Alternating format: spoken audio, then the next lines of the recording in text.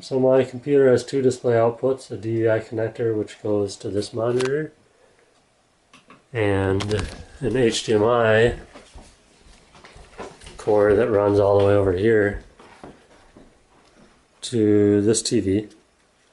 And I set it up on the computer in the control panel so that this TV is number one, and I have it to show desktop only on one, and number two is the monitor in the other room. And then I have the sound set up so that the HDMI output is default, and then when the HDMI plug is up, or cord is unplugged, then it goes to the speakers in the other room. And so here's the HDMI cord that I was plugging in and out when I wanted the picture to come here, and when I unplugged it, then it'd go back to the computer monitor. And I wanted to put a switch here because I heard it's bad to plug in and unplug that. So I got product 8150 from Monoprice, and the part number on the box is MHSW0201. So it's made to switch between two inputs, but I'm only using one. And I originally had the switch located right here on the back there. Then I ran into a problem, and the problem was when the computer goes into sleep mode and then is woken up, the switch is smart, so it automatically selects the input that was just turned on. So then the display and sound would go to the TV. So then every time I want to use the computer after it's been in sleep mode, I'd have to go to the other room, press the button, change the input. So now I relocated the switch right here with some sticky Velcro tape onto this little mount thing that's under there. And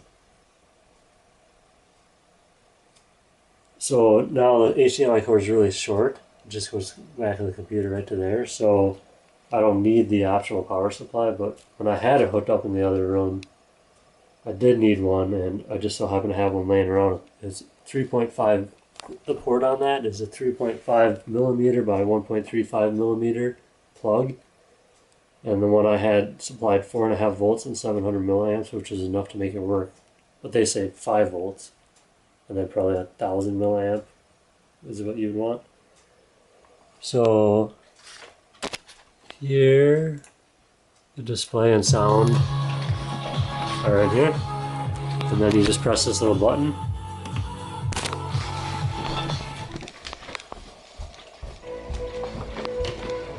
And now the display and sound are in here.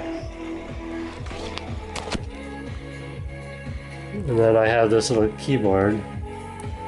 It's a Re Mini i8 Plus. And just pause this.